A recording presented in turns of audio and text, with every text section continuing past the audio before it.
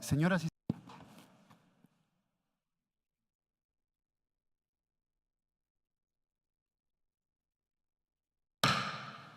Muy buenos días a todas y todos. Se abre esta audiencia pública sobre la excepción preliminar y eventuales fondos, reparaciones y costas en el caso Rico versus Argentina. El propósito de esta audiencia pública es escuchar la declaración de la presunta víctima propuesta por su representante y de un perito propuesto por la Comisión Interamericana. Asimismo, se escucharán los alegatos finales de las partes y las observaciones finales de la Comisión Interamericana sobre la excepción preliminar y eventuales fondos, reparaciones y costas en el presente caso. Se informa que el juez Eugenio Raúl Zaffaroni, de nacionalidad argentina, no participa en la tramitación del presente caso de conformidad con el artículo 19.1 del reglamento de la Corte.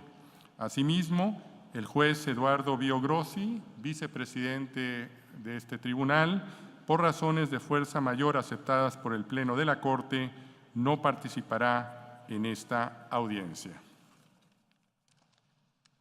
Me permito dar la más cordial bienvenida a la representación de la Comisión Interamericana de Derechos Humanos, delegación integrada por el señor comisionado Luis Ernesto Vargas Silva, segundo vicepresidente de la Comisión Interamericana. Bienvenido, señor comisionado. Por Cristian González Chacón, asesor de la Comisión, y por la señora Silvia Serrano Guzmán, asesora de la Comisión. Asimismo, doy la más cordial bienvenida a la representación de la presunta víctima, conformada por el señor Eduardo Rico, presunta víctima de este caso, y por el señor Carlos Federico Bossi Ballester. De igual manera, doy la más cordial bienvenida a la representación del ilustre Estado de Argentina, delegación integrada por los señores Alberto Javier Salgado, agente del Estado, y el señor Ramiro Cristóbal Badia, agente alterno. Paso la palabra al señor secretario Pablo Saavedra Alessandri para que realice las precisiones pertinentes. Adelante, señor secretario. Gracias, presidente. Los fotógrafos tienen 3 minutos para hacer sus tomas, después de las cuales deberán retirarse de estrados. De conformidad con el artículo 51 del reglamento, la Corte escuchará inicialmente a la Comisión Interamericana, la que hará una breve presentación del caso y expondrá los fundamentos de la presentación del mismo ante el tribunal, así como cualquier asunto que considere relevante para su resolución. Posteriormente, el tribunal escuchará la declaración de una presunta víctima y un perito. La representación de la presunta víctima y el Estado podrán interrogar a los declarantes en los tiempos y orden previamente acordado. La Comisión podrá interrogar al perito propuesto por ésta en el tiempo y orden previamente acordado. Posteriormente, la representación de la presunta víctima y el Estado podrán presentar sus alegatos finales orales sobre la excepción preliminar y eventuales fondos, reparaciones y costas en el presente caso. Finalmente, la Comisión Interamericana presentará sus observaciones finales. Gracias, presidente. Muchas gracias, señor secretario. Daré ahora la palabra a la representación de la Comisión Interamericana de Derechos Humanos. Adelante, señor comisionado Luis Ernesto Vargas. Buenos días. Un saludo, señor presidente y honorable jueza y honorables jueces de la Corte Interamericana de Derechos Humanos. Un saludo especial también para la representación de la víctima y para el ilustre Estado de Argentina. Este caso versa sobre la destitución e inhabilitación del juez Eduardo Rico como resultado de un juicio político que en su aplicación fue incompatible con el principio de independencia judicial y además violatorio del derecho a recurrir el fallo, del deber de motivación, del principio de legalidad y del derecho a la protección judicial, como pasaremos a explicarlo brevemente. En 1999, Eduardo Rico se desempeñaba como juez del Tribunal del Trabajo número 6 del Departamento Judicial de San Isidro, en Argentina, El 1 de junio de ese año fue denunciado por el Colegio de Abogados de San Isidro por la supuesta comisión de faltas disciplinarias. Como consecuencia, se conformó un jurado de enjuiciamiento compuesto por 9 personas, entre jueces y legisladores. El 15 de junio del año 2000, dicho jurado encontró culpable a la víctima por las causales de incompetencia y negligencia, incumplimiento de deberes inherentes al cargo e incumplimiento de términos para resolver. En consecuencia, decidió destituirlo e inhabilitarlo para ocupar otro cargo judicial. Las principales violaciones a la Convención Americana que tuvieron lugar en el marco de este proceso en criterio de la Comisión Interamericana fueron los siguientes. El jurado de enjuiciamiento estaba facultado para decidir con base en criterios de discrecionalidad política, por lo que se trató de un control, al menos en parte de carácter político, sobre la función judicial, lo que fue analizado por la Comisión a la luz del principio de independencia judicial. Algunas de las causales disciplinarias aplicadas revestían un grado de vaguedad contrario al principio de legalidad, sin que fuera posible adecuar previamente la conducta.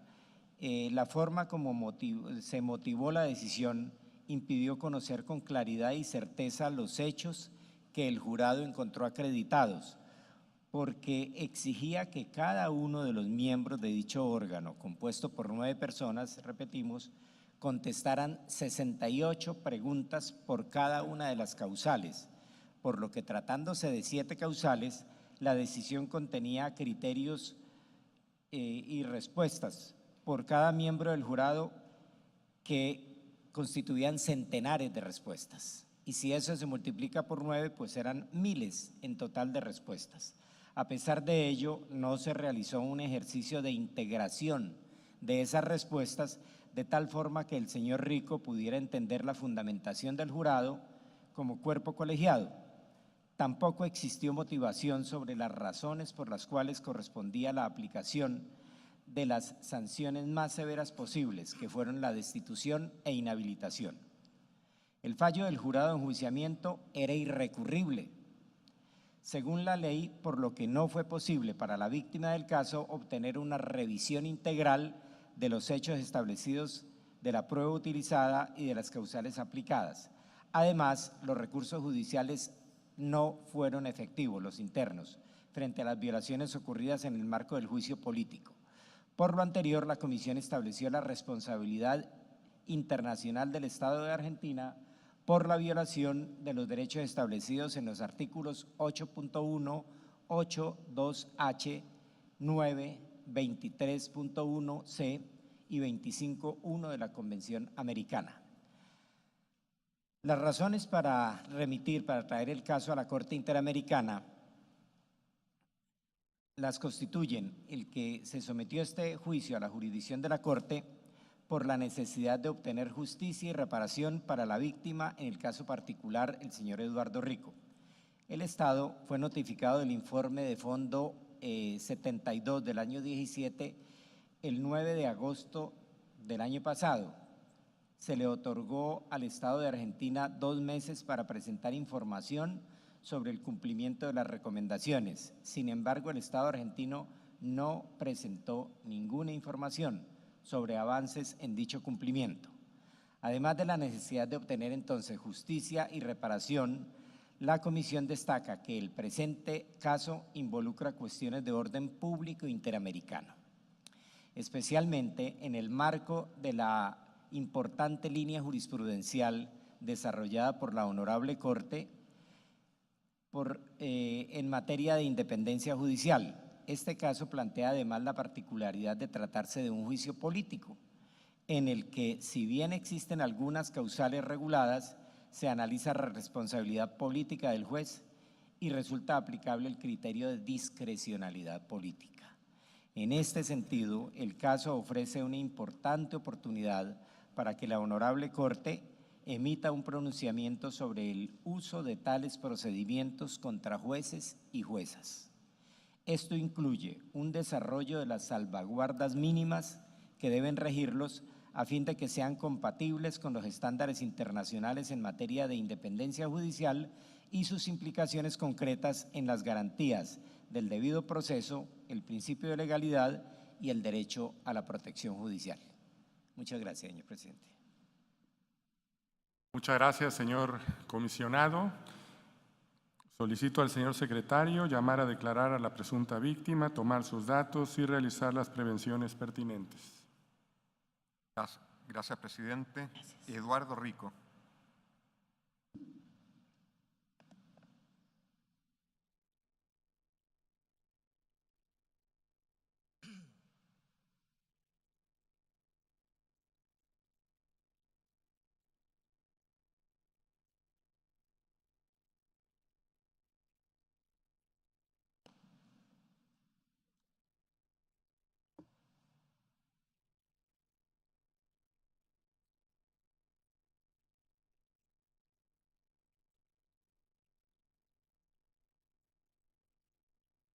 Buenos días. Puede tomar asiento.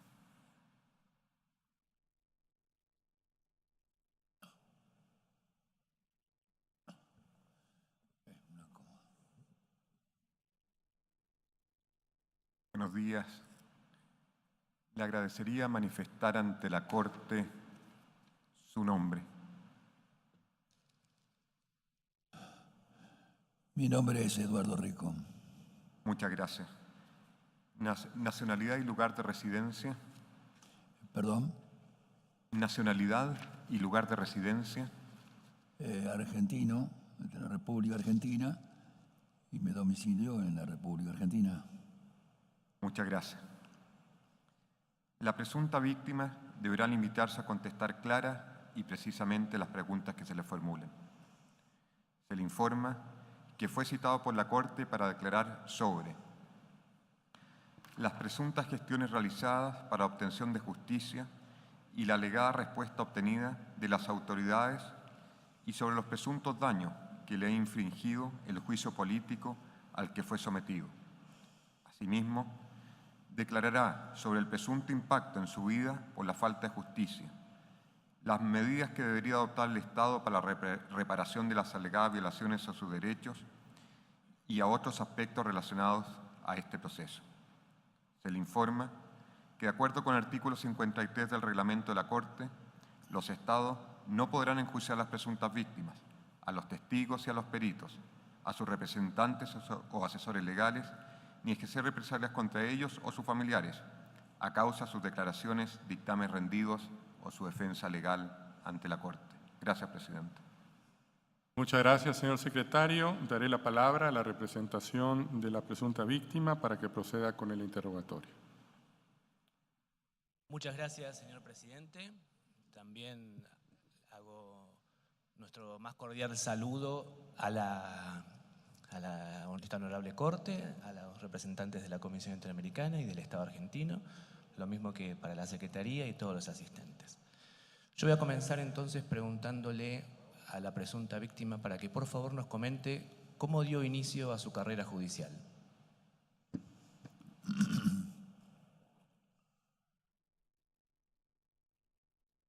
Hago también propicio para saludar al excelentísimo tribunal. Contestando a la pregunta, le diré que comencé mi carrera judicial teniendo 36 años, aproximadamente en el año 75, lo cual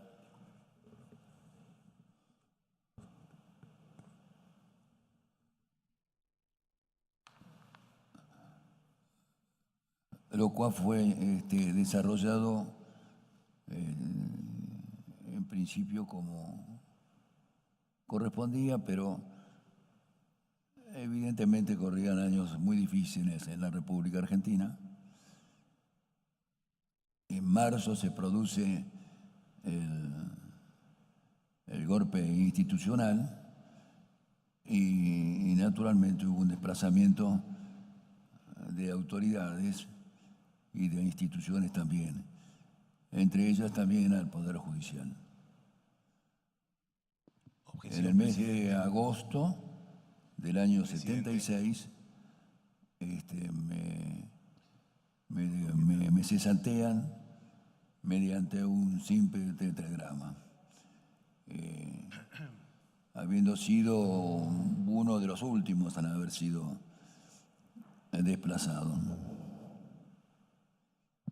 Un segundo. Una Sí. moción de orden, presidente. Entendemos que la declaración de la presunta víctima no tiene nada que ver con el propósito que está establecido en la resolución. Los hechos del caso van por otro lado, tienen que ver con el juicio político al que fue sometido el doctor Rico. Que responda conforme lo que considere la presunta víctima y además en el tiempo pueden utilizar el tiempo correspondiente. Adelante, por favor. Muchas gracias, señor presidente. Entonces, doctor Rico, ¿cuándo reingresó usted al Poder Judicial? Al Poder Judicial reingresé en el año 1996, habiendo pasado, digamos, el tiempo excesivo donde, no obstante mi vocación de actuar en la justicia se mantenía, pero bueno, luego de esa experiencia no era fácil tomar una decisión.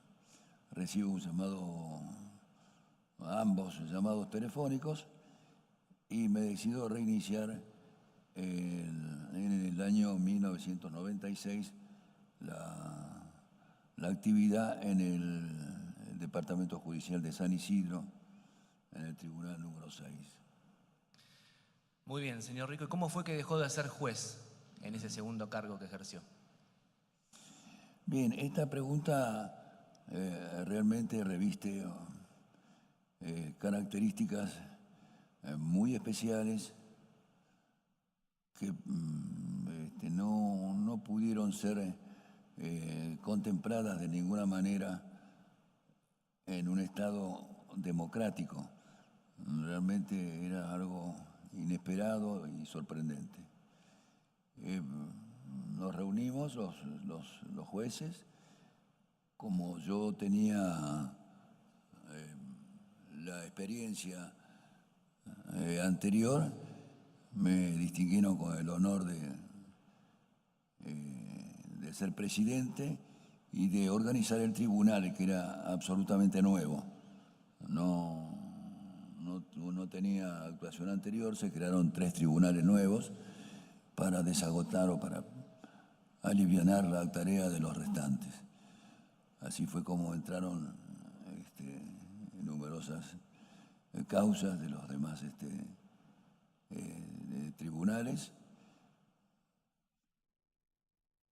Se trabajó intensamente, con mucha responsabilidad, hasta que por cuestiones inesperadas comenzaron a variar poco a poco la autoridad y la actuación de los magistrados. Hasta que en un momento determinado, viendo lo que estaba pasando, recurro ante la Suprema Corte,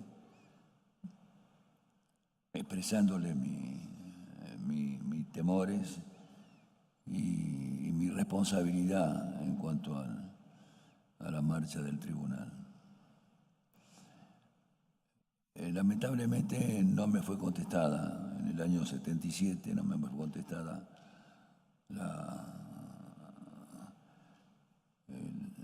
la petición, y bueno, las cosas tomaron un cariz,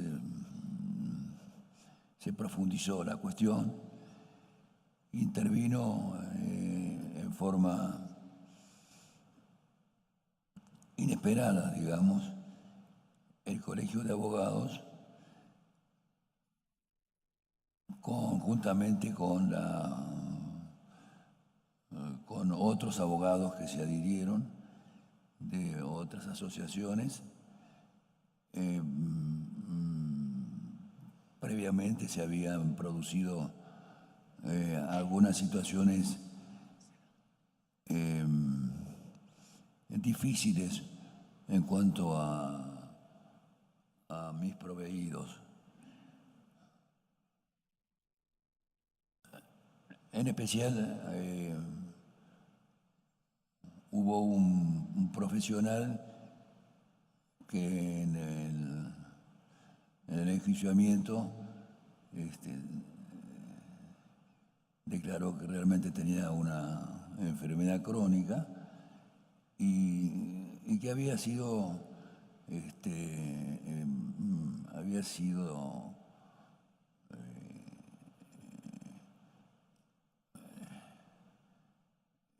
tratado por el Tribunal número 1, en el cual se excusaron la totalidad de los jueces. Pero este hombre se desplazó, no sé cómo, porque en su oportunidad fue empleado de mi estudio.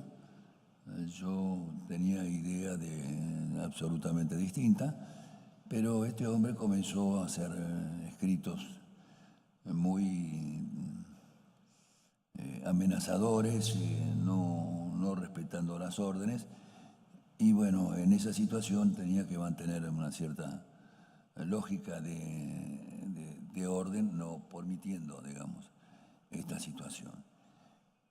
Así fue como yo, no solamente con eso, sino con los proveídos anteriores, con otro profesional, proveniente, en este caso específicamente, que yo no lo conocía en ese momento, como consejero del Colegio de Abogados. Y me comunico por nota con el presidente del colegio a los fines de que se regularice la situación y se vea a ver qué es lo que se podría hacer como para solucionar este problema de alguna manera. Bueno, esto no resultó así de esa manera, sino al contrario, se profundizó y llegó el momento en que yo tuve que solicitar la iniciación de una acción administrativa. Inmediatamente de haberse hecho eso, se produce también otra acción administrativa por parte del colegio. Naturalmente que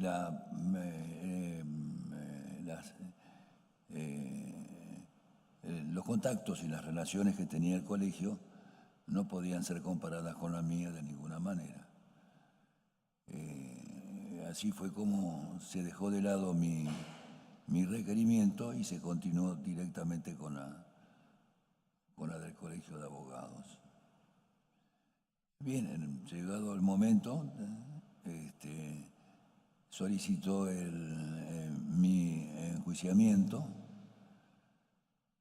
Bueno, y allí llegó el momento que se decidió por un juicio que justamente estamos tratando de dilucidar la tragedia que resultó y la inconstitucionalidad de la misma. Muy bien, doctor Rico. ¿Nos podría contar, por favor, cuáles fueron las medidas judiciales que usted intentó en su país para obtener justicia?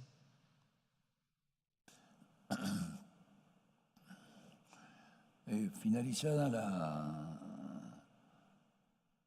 el enjuiciamiento por la ley 8085, que quiero hacerle la aclaración que no admitía la presidencia recurso alguno,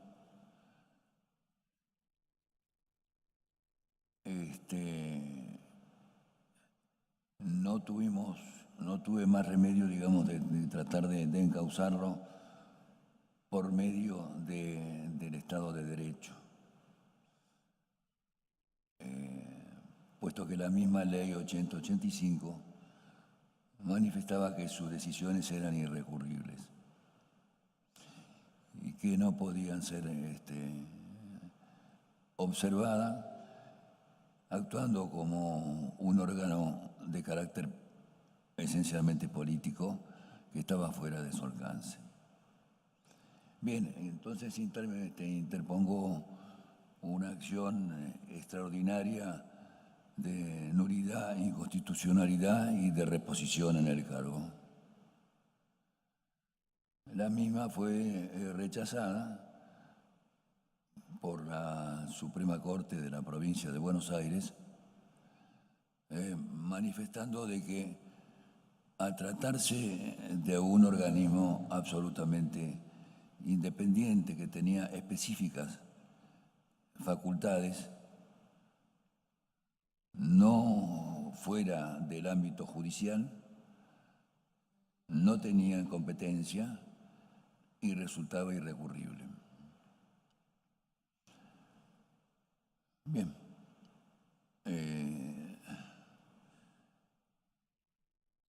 Hecho esto,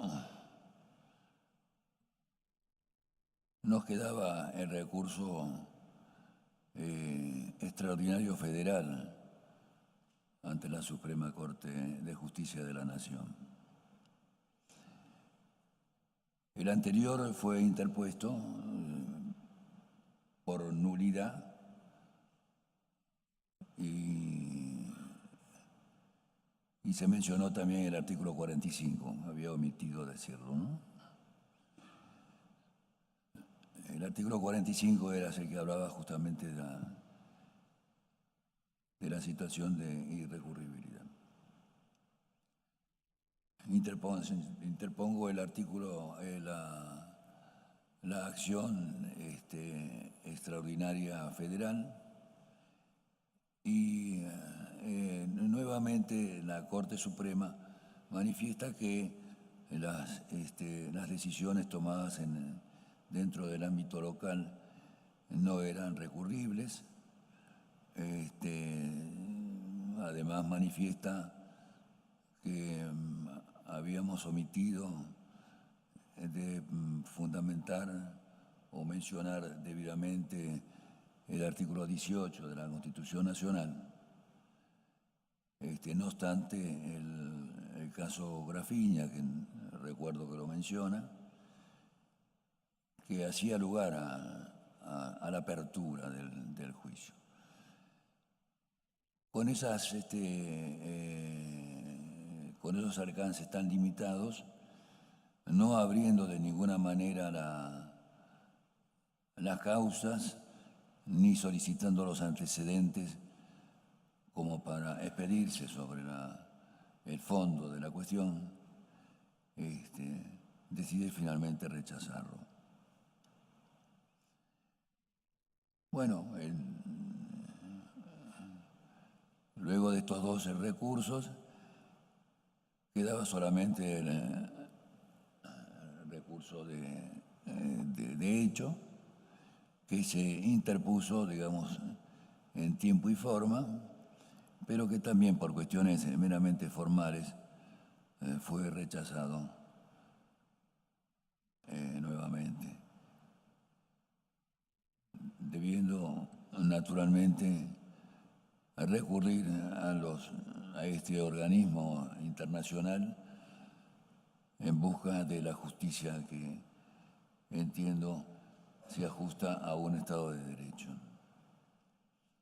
Sobre todo porque no me permitieron de ninguna manera recurrir a la segunda instancia. Manifestaban que no correspondía, porque lo manifestaba la misma ley, y ellos no tenían ningún tipo de competencia. Es decir, se aplicó la arbitrariedad política en vez de la razonabilidad o la jurisdiccional.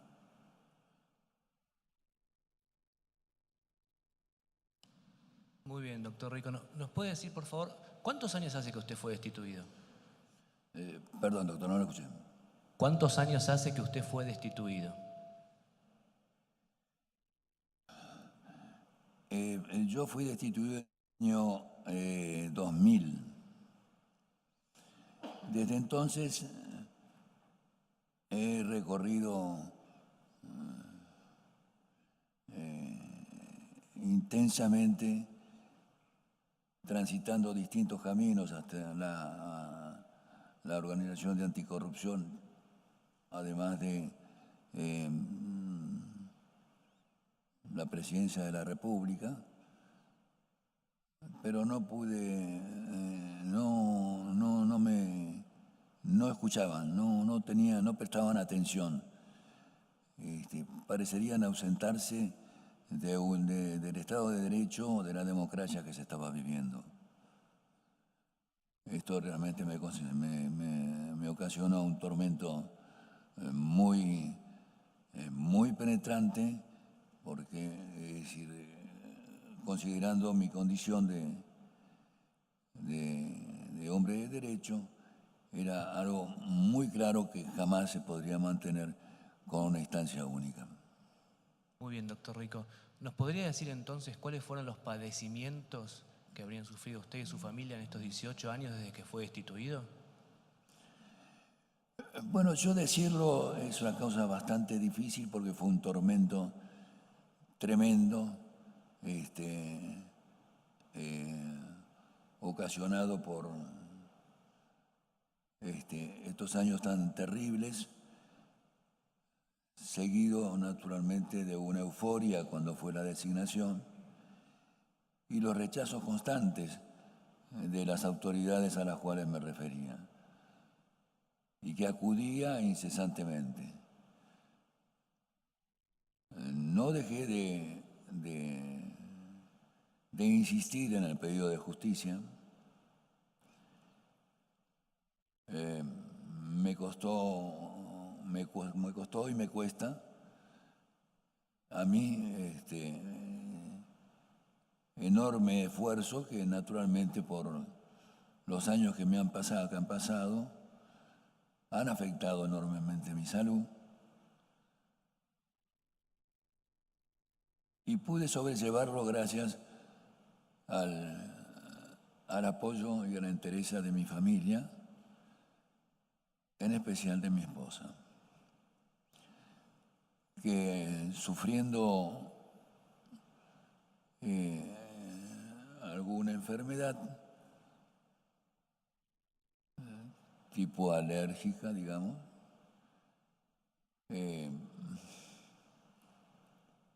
no pude tener la alegría de que me vea sentado ante un organismo internacional solicitando el pedido de justicia.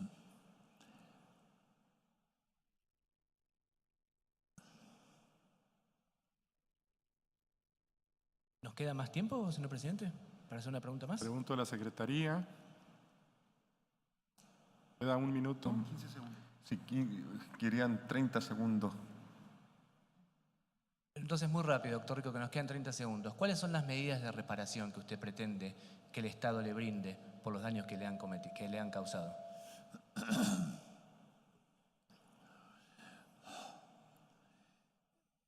Bien, ante una norma tan claramente antijurídica, que merece directamente o nula, ¿no es cierto?, la nulidad de su dictamen, el Estado debería o debió, digamos, reparar el daño, es decir, la reposición a mi cargo, más los intensos gastos económicos y los producidos por mi estado de salud y el fallecimiento de mi esposa. Es decir, como evidentemente es imposible, digamos, que el Estado pueda retrotraer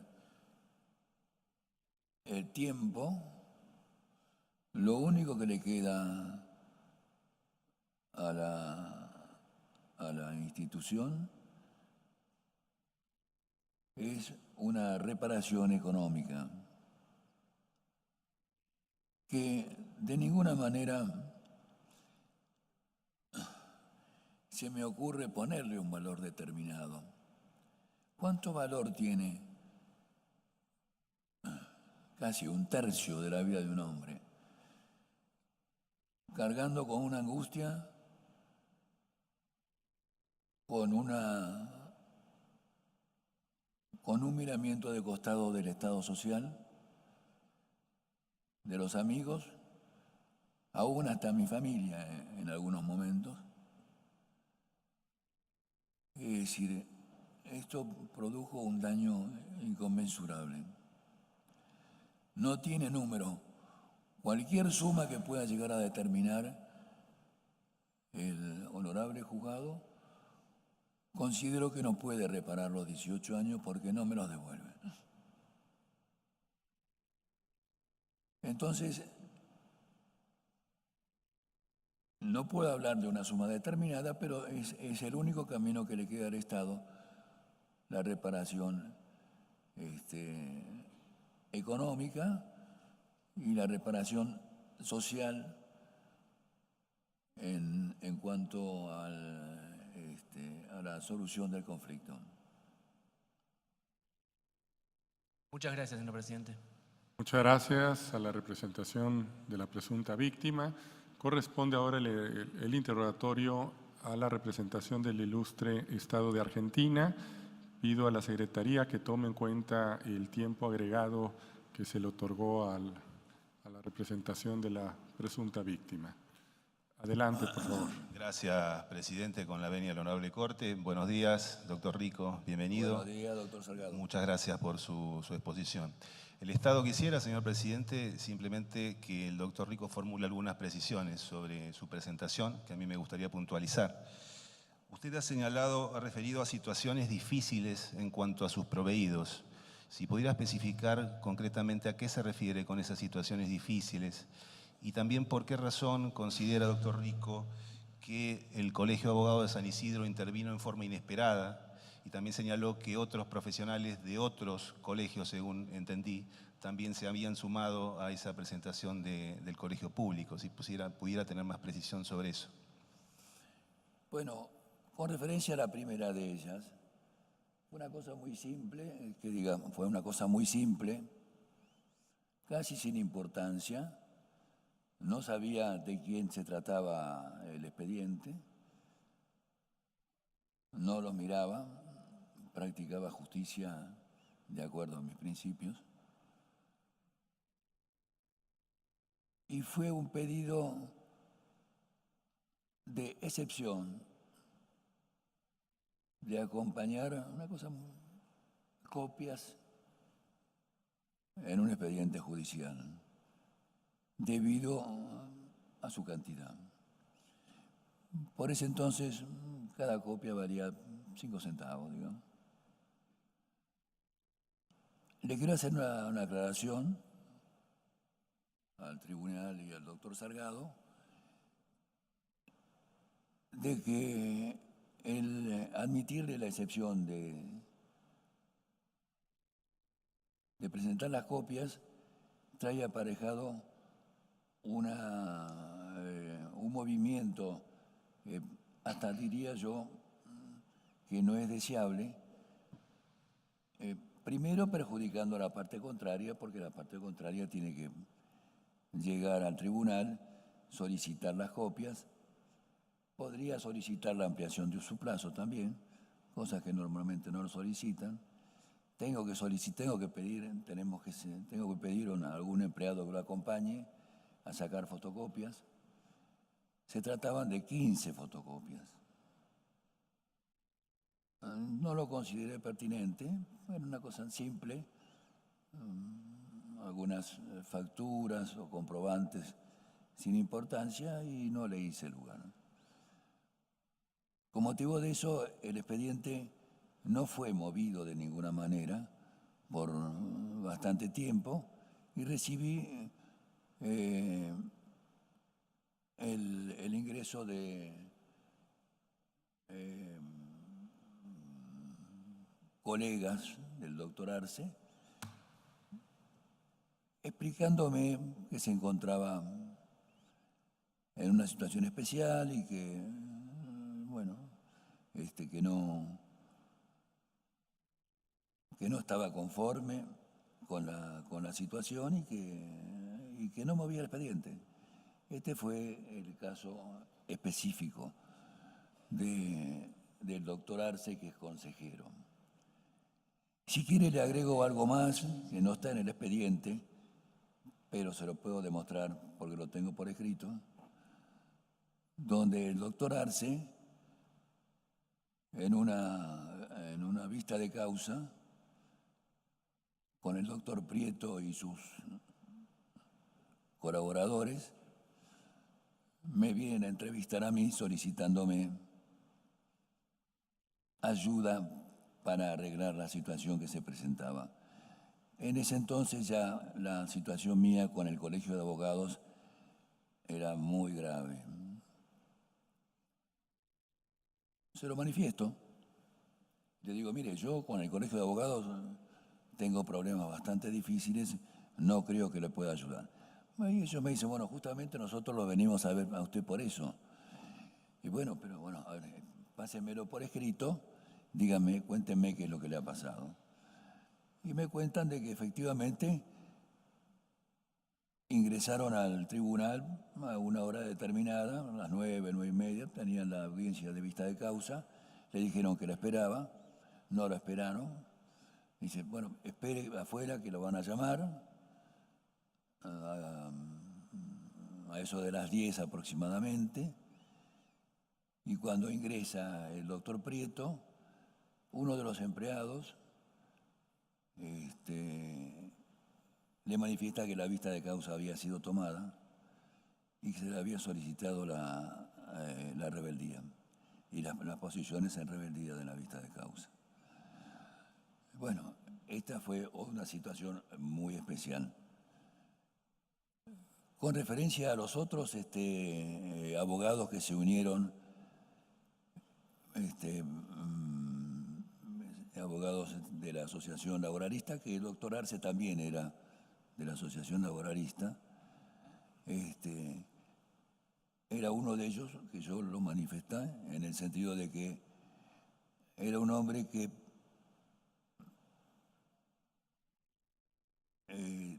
tuvo problemas, como lo dije anteriormente, con el Tribunal número 1, que se habían excusado, pero de buenas a primeras interviene en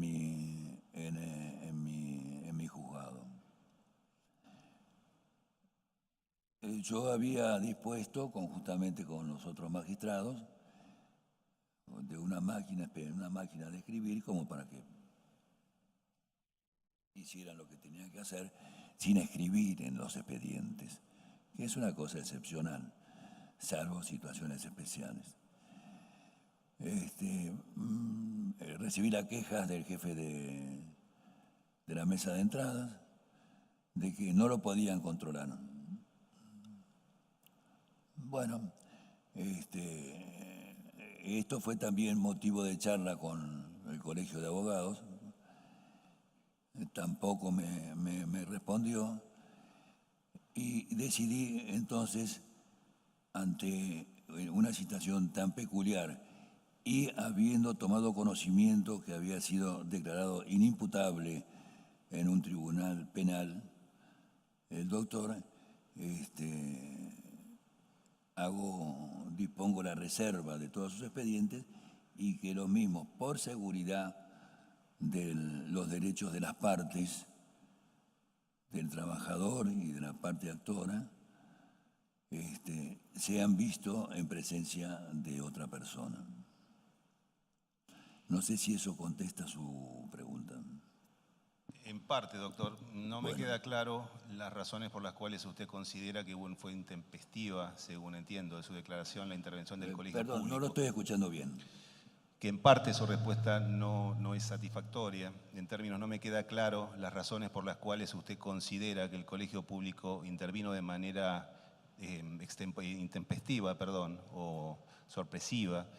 Y entiendo de su respuesta también que entonces no es solo el Colegio Público de Abogados de San Isidro quien tenía, digamos, cuestiones que tenían que ver con objeciones a su función, sino también la Asociación de Abogados Laboralistas. ¿Esto es así?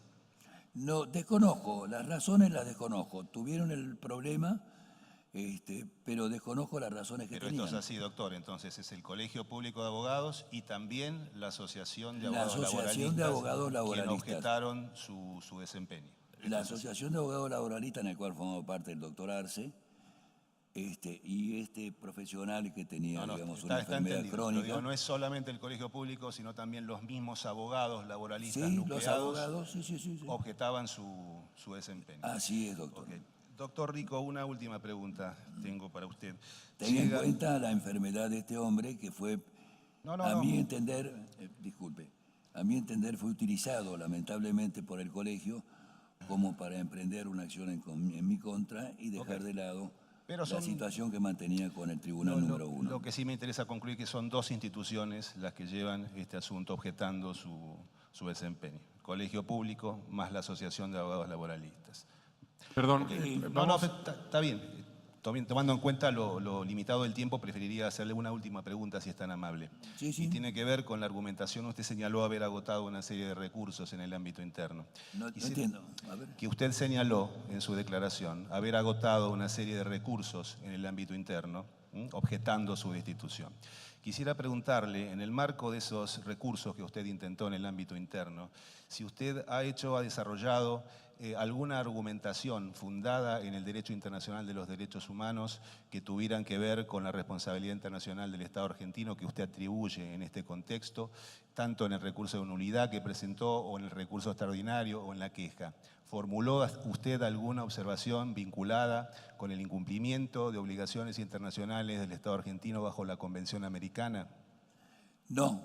En esos escritos, es decir, en esa situación, evidentemente no advertía una trascendencia tan enorme ni una actitud tan agresiva de parte. No hubo ninguna argumentación vinculada con la presunta violación de derechos o garantías reconocidos en la Convención Americana sobre Derechos Humanos respecto al Estado argentino. Yo no, es decir, en esas cartas no hablaba de garantías ni de violaciones, solamente trataba en forma amigable de tener una conversación con el presidente del Colegio de Abogados, el doctor Sagués, como para llegar a una solución a algo que no podía comprender lo de que se trataba. Está muy bien. Yo me refería a los recursos judiciales, doctor. ¿Cómo? Yo me refería a los recursos judiciales.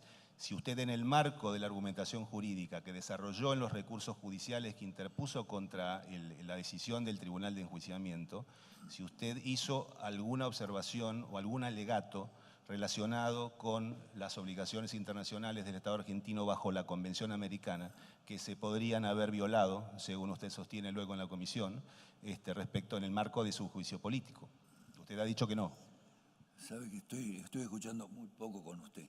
Es decir, usted me está preguntando si yo he presentado algún escrito o he interpuesto algún recurso relacionado con la... Usted interpuso varios recursos. Con la comisión. Perdón, vamos a tratar de evitar el diálogo y que sea pregunta y respuesta. Adelante. Usted interpuso varios recursos. Sí. La pregunta que he formulado es si en esos recursos usted alegó en relación a la responsabilidad internacional que hoy le atribuye el Estado argentino por la violación de la Convención. No recuerdo de haber manifestado eso. Ok, muchas gracias, doctor Rico, muy gentil. De nada. Honorable Corte, el Estado no tiene más preguntas que formular. Muchas gracias a la representación del ilustre Estado de Argentina. Corresponde ahora, si así lo desean, las preguntas de la señora y los señores jueces. Juez Patricio Pazmiño Freire. Jueza Elizabeth Odio Benito. Juez Humberto Antonio Sierra Porto. Adelante.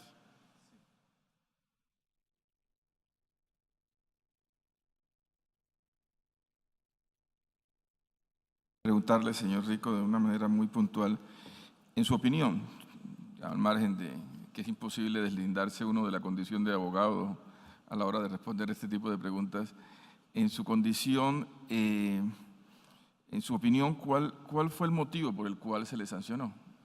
¿Qué problema había, habida cuenta de que, digamos que según según los alegatos y la posición que usted presenta ante esta Corte, pues fue injusto, fue incorrecto y fue una formalidad jurídica lo que se hizo para sancionarlo. ¿Qué había detrás de todo esto? Bueno, había,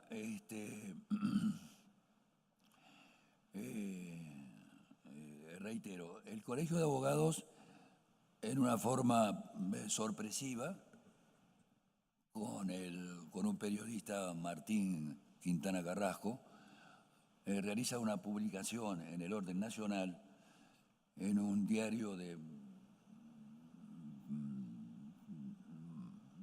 mayor tirada en el país, en el cual manifiesta, digamos, mi actitud en cuanto a la situación con los magistrados, porque esta situación no es solamente con el Colegio de Abogados y la asociación, sino también el problema, es decir, se encara con los magistrados. Es decir, yo no tenía ningún privilegio en cuanto a la disponibilidad de mis proveídos, ni mi actuación en contra ni a favor de ninguna de las partes, sino mantenía, digamos, una situación de justicia independiente. Sobre todo mantenía la independencia. Yo tuve muchos años de trabajo independiente y seguía ese tipo de curso. La situación se agravó con la actitud de los magistrados, que naturalmente estaban de parte del colegio, muy amigos del colegio. Yo no tenía amistad con el colegio ni con ninguno de los consejeros. No los conocía. Yo cuando fui no conocía a ningún integrante del Colegio de Abogados. Yo estoy matriculado en el Colegio Departamental de San Martín. Allí hubo algunas acusaciones. Por ejemplo, le podía decir, una de ellas que hizo mucho ruido es en un momento, digamos, que yo tenía que comenzar la actuación del tribunal, y teniendo experiencia, una pequeña experiencia, reúno en mi despacho a los dos magistrados. Les comienzo a explicar lo básico como para que ya iniciando la actividad, digamos, del tribunal. En ese entonces, cuando estaba manifestando de que evidentemente iba a darle algunas indicaciones para luego no tener ninguna dificultad en la actividad del jurado, la doctora Marigo se levanta en forma intempestiva, se levanta y cierra la puerta y da un gran portazo. Esto yo la verdad que sinceramente no lo entendí. Pero de allí en más, es decir, hubo un corte muy importante en cuanto a las relaciones. Esto se extendió también al doctor Romualdi, que yo no tenía ningún tipo de diferencia, pero se entendió así de esa manera. Es decir, la falta de cortesía entre los magistrados, los empleados lo observaban también. Y hubo una situación muy, muy especial que no está detallada en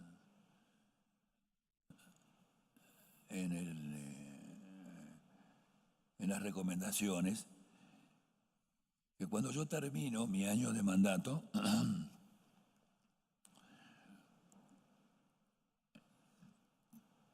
pido una licencia de, creo que fueron, no sé si fueron 10 días aproximadamente. Y me hablan por teléfono que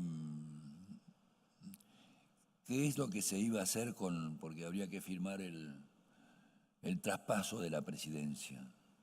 Y yo digo, no hay ningún problema, es decir, lo lo firmaré sin ningún inconveniente. Pero ¿qué es lo que resultó posteriormente? Posteriormente tomo conocimiento yo de que fue agredido, maltratado, desquiciado uno de los empleados del tribunal, que fue justamente el que no fue admitido por el Tribunal de Enjuiciamiento por la falta del pliego de preguntas. En razón de eso, vuelvo yo al tribunal, todavía no estaba bien, pero vuelvo al tribunal a ver qué era lo que pasaba, porque lo habían desplazado del lugar, le habían sacado del escritorio, bueno, le habían un maltrato horrible que le trajo trastornos bastante difíciles. Le hago la pregunta a la presidencia, a la doctora Marigo, qué era lo que había pasado, por qué ese maltrato. Y me dice, mire, yo no tengo por qué darle explicaciones a nadie. Le digo, doctora, yo cuando fui presidente, usted me habló, conversemos a ver qué es lo que está pasando, por qué pasó esto con este profesional.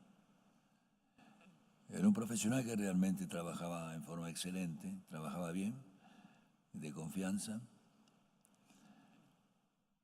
No hubo ninguna queja en las normativas de su trabajo. En vista de ese maltrato, no me niego a la firma del traspaso porque no la consideraba, digamos, idónea como para ejercer la presidencia. Otra situación también bastante delicada sucede con la jura de la bandera. En un momento determinado, la provincia de Buenos Aires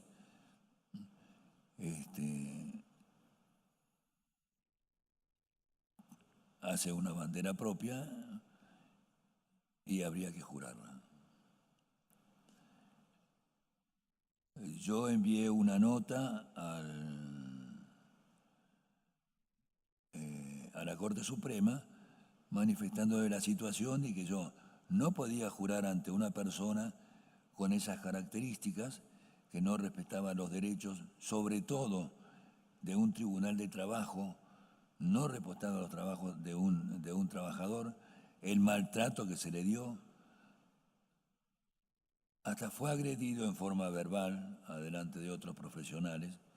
Entonces le digo, no lo considero, digamos, idónea como para mantener orden en el tribunal. Digo, indíquenme, a ver, ante quién quieren que jure, yo no tengo ningún inconveniente en jurar la bandera ante quien ustedes me lo dispongan. Las otras situaciones fueron bastante especiales, pero más graves todavía, que tampoco están en el... Y fue que en un momento determinado el Colegio de Abogados, conjuntamente con peritos, y supongo que también no podría ser sin la colaboración, sino de todo de algunos de los miembros de la Corte Suprema, disponen que se me haga a mí un análisis sobre mi estado de salud. A mí no me envían ningún anticipo ni nada por el estilo, sino que me citan. Y cuando llego allá me dicen, mire, le vamos a hacer un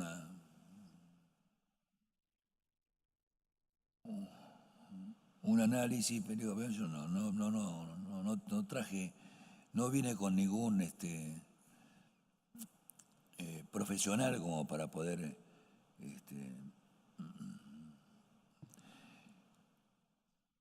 lo hablé con el abogado que estaba presente, el cual me recomendó que no preste ningún tipo de que no me preste a una situación de esa naturaleza. Pero yo le dije, de una forma que quizás no debería de haberlo hecho, le digo, no tengo inconveniente. Y así fue como se realizó una conversación de un par de horas donde prácticamente hablé sobre la situación del juzgado. Ahí los profesionales se manifestaron de que deberían de analizar a los restantes magistrados. No podían expedirse, porque no veían, no entendían qué era lo que estaba pasando, porque mi estado no era el que para tomar ningún tipo de medida. Cosa que no se hizo, pero esa pericia totalmente falaz fue de alguna manera publicada en las partes pertinentes por el Colegio de Abogados, no habiéndose iniciado aún el juicio político. El profesional, ya le digo, el periodista de un diario de especial tirada en la República Argentina, es decir, hace la primera cuando manifiesta ciertas inquietudes del tribunal, y la segunda donde manifiesta el resultado de la pericia. Yo inmediatamente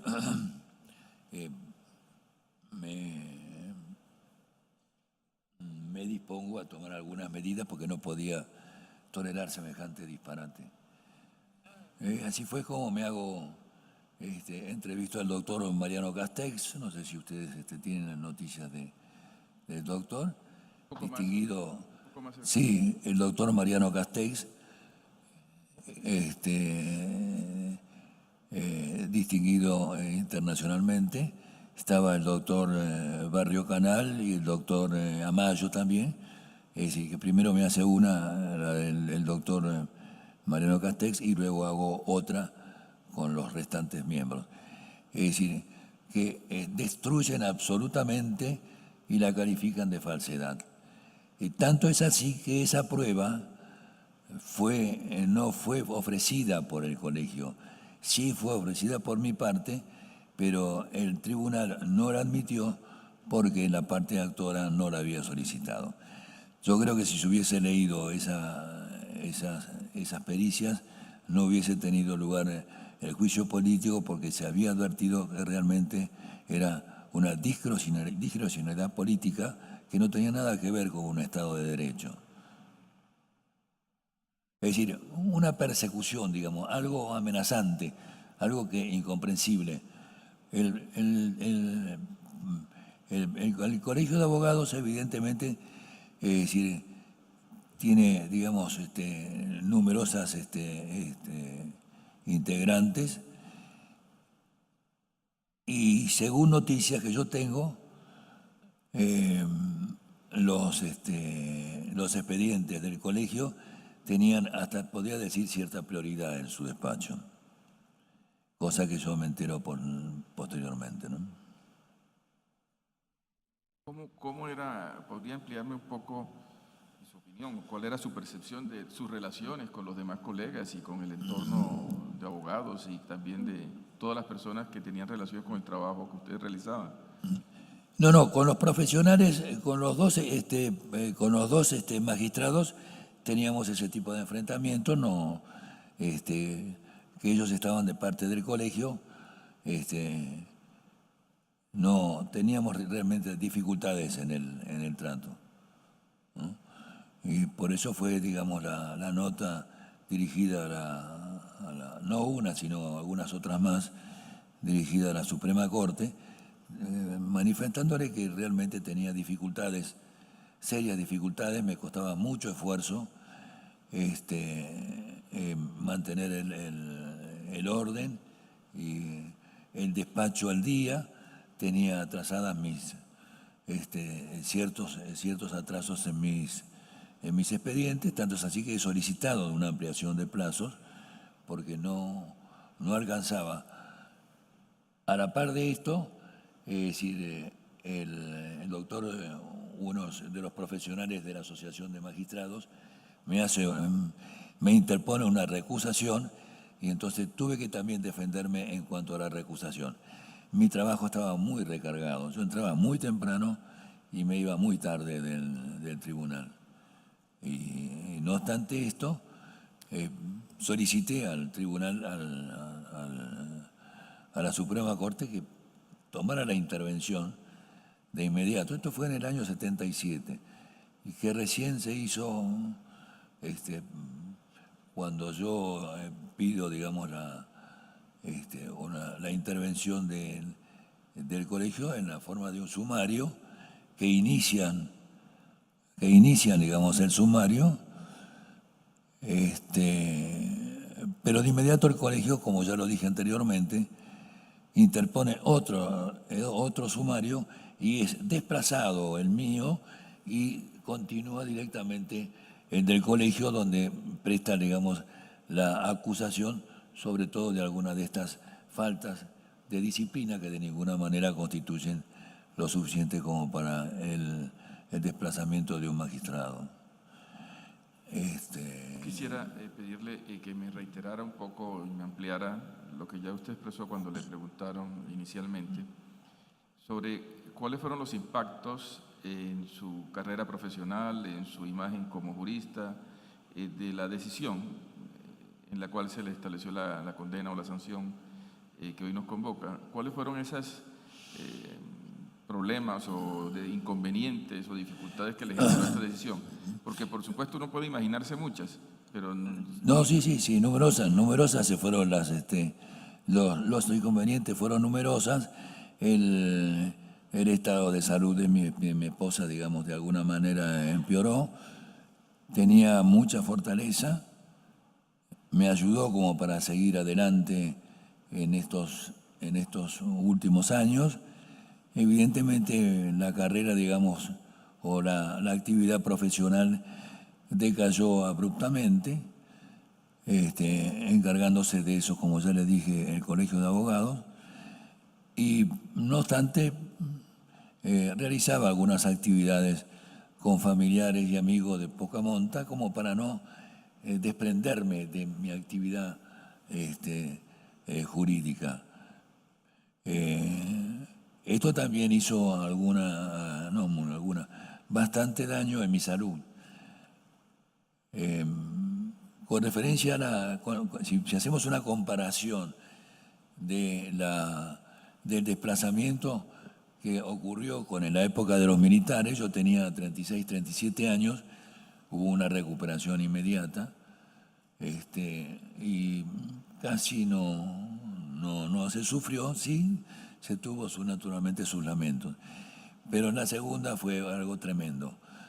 Es decir, fue una lucha y problemas económicos y problemas de salud, que aún los mantengo, desplazándome entre los distintos profesionales para mantener mi estado y también la capacidad psicofísica ha sido de alguna manera influenciada. No puedo dejar de mencionarlo, porque pasaron 18 años y era imposible dar vuelta a una situación que casi la daba por perdida. Me hubiese gustado que mi esposa estuviese presente. Un aspecto que para todos los que somos o que hemos pasado por la Administración de Justicia y tenemos actividades ante la opinión pública en razón de la función judicial es, creo que uno de los grandes valores y aspectos y los principales tesoros es el buen nombre. Es la imagen y el buen nombre que uno tiene y el impacto que puede tener una decisión de estas características. Sí, no, el impacto fue, digamos, desde el punto de vista social y familiar. Desde el punto de vista social, familiar y de toda índole, que se observaba, digamos, mi tránsito como un ex que ha sido desplazado por una conducta que no se ajustaba al derecho de la vigente, desconociendo, digamos, los pormenores. Pero sí, evidentemente, trataba de evitar los lugares, digamos, de ciertos festejos. Con mi señora también hacíamos lo propio. Se sufrió mucho esa situación porque no podía resistir lo incomprensible de la situación ante la claridad de una sentencia que era absolutamente nula, pero que era resistida naturalmente por cuestiones.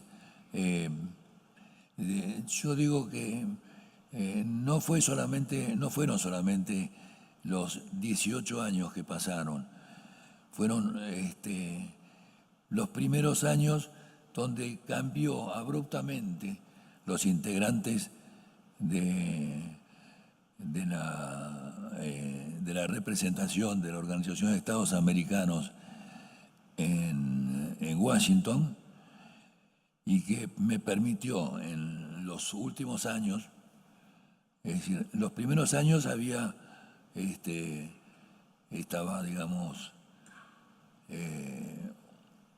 un secretario que era argentino en la representación.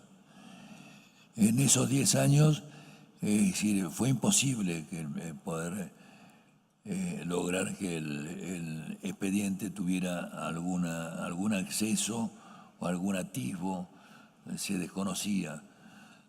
Me propusieron alguna conciliación, me propusieron ciertas conciliaciones, y se había realizado un libro especial donde se hacían las conciliaciones amistosas. Recuerdo que en esa época yo fui con mi esposa, porque mi estado de salud, mi salud no me lo permitía, no me sentía muy mal, y fui con mi esposa porque quería que supiera qué era lo que estaba pasando, por si acaso que me pasara algo a mí, que tengo alguna enfermedad bastante grave, muy grave, y no sé cuándo puede desplazarse o cuándo no puede desplazarse. Se trata de un mieloma múltiple, no sé si ustedes lo conocen, además de otras, ¿no? Ahí estuve reunido y me propusieron, como otras veces, el llegar a una solución amistosa. Muy bien, no tengo inconveniente. Bueno, ¿podemos hablar un poco de qué se trata esta solución amistosa? Bueno, mire, los jueces creo que me nombraron San Luis, dos o tres juezas de San Luis que lograron un acuerdo, otros casos con indígenas. Le digo, bueno, mire, está bien, pero no tiene algo escrito como para darme, quisiera tener acceso a lo que usted me está proponiendo, porque es muy importante lograr con un acceso a una solución amistosa que carecía de imperium. Ustedes lo deben de conocer, evidentemente. Es decir, la parte con el Estado se obligaban en una forma honorable a respetar una serie de condiciones que se estipulaban, pero no existía imperium para el Estado para el cumplimiento de esas disposiciones. Entonces, en ese momento, la profesional que me atiende me dice, mire, tenemos un libro que hicimos hace poco tiempo, no sé si fue en el año 2013, hicimos un libro donde se detallan distintas situaciones de la solución amistosa.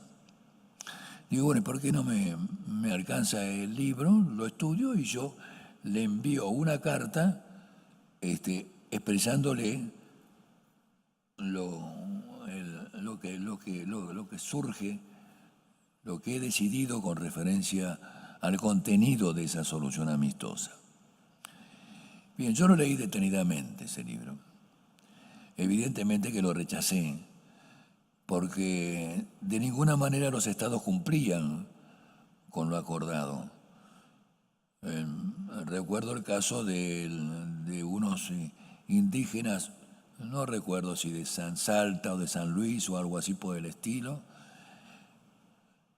que eran perseguidos, maltratados, le quitaban las tierras. Bueno, entonces lograron que esto llegara a un acuerdo con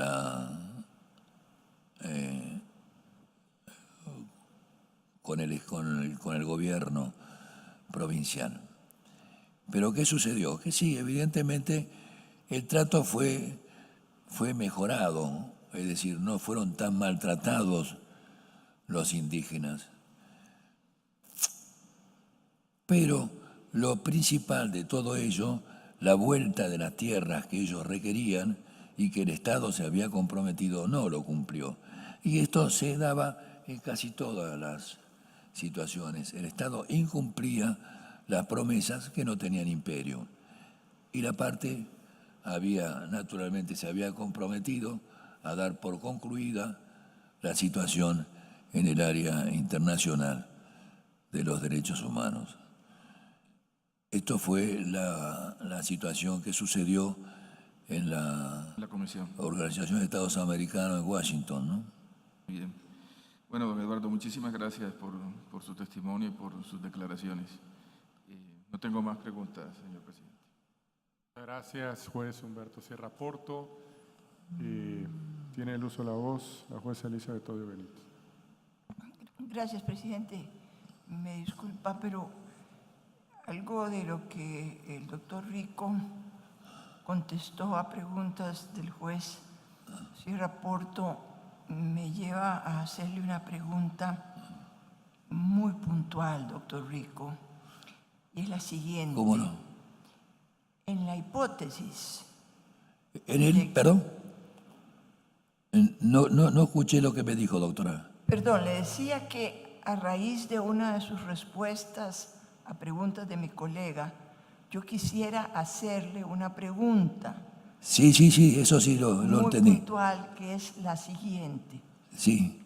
En la hipótesis de que esta Corte acogiera el caso suyo traído por la Comisión y su representante, ¿usted estaría dispuesto o en condiciones de aceptar una reinstalación en su cargo?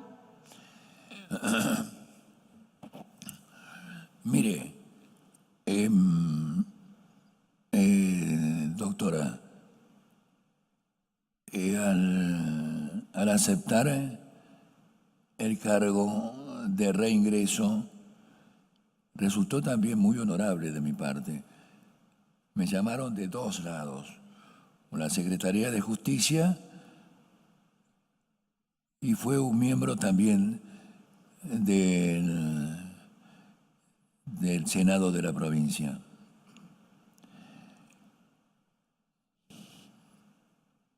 Me sentí sorprendido y a la vez halagado de reintegrarme al Poder Judicial.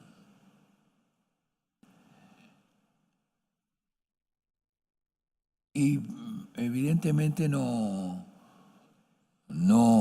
esperaba de ninguna manera, digamos, lo que venía detrás de eso. No tenía idea de lo que estaba pasando o lo que pasa en el Colegio de Abogados de San Isidro. ¿Cuál era la otra parte que usted me decía de la pregunta? Doctor Rico, concretamente, si usted tuviera la opción de ser reinstalado en su posición de juez, ¿usted lo aceptaría? Bueno, eso yo fue contestado. Es decir, mi vocación, desde el momento que yo la acepté, tomamos la decisión en familia, naturalmente. A mí me gustaba porque lo que he ejercido, lo que había ejercido anteriormente, hacía 20 años de esto, me daba la pauta de que sí, era apto para el ejercicio de la magistratura. Y yo solicité cuando inicié las acciones ante la Organización de Estados Americanos, el reingreso al Poder Judicial. Pero evidentemente pasaron 20 años de todo esto. Mi estado de salud no me permite realizar la tarea con la responsabilidad que la he realizado y realizo lo poco que hago en mi estudio con una amplitud. Mi estado, mi edad y el estado de salud tampoco me responde como para poder reintegrarme, que eso lo solicité de un momento, pero luego lo he de alguna manera desplazado porque los años no me lo permiten, acompañado esto del sufrimiento, del vía crucis que he soportado durante los 18 años, el desplazamiento, luego el fallecimiento de mi esposa, mis enfermedades, es decir, de ninguna manera yo tengo una capacidad apta como para tomar a cargo un juzgado con, no sé, 10 o 15 empleados que pueda haber y despachar los expedientes con la celeridad, la certeza y la independencia que corresponden a un magistrado. Muchísimas gracias, doctor Rico. Aprecio muchísimo la honestidad de su respuesta. Muchas gracias. De nada, doctora. Muchas gracias, jueza Elizabeth Odio Benito.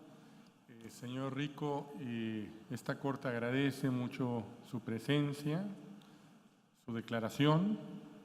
Ya no hay más preguntas. Puede retirarse y, si así lo desea, integrarse a la delegación de su representante o bien en el público en estos momentos. Muy bien, muchas gracias, señor presidente. Gracias a usted. Gracias, señor presidente. Antes de llamar al perito propuesto por la Comisión Interamericana, esta Corte realizará un receso de 15 minutos. Se suspende 15 minutos la audiencia. De pie, por favor, la Corte se retira.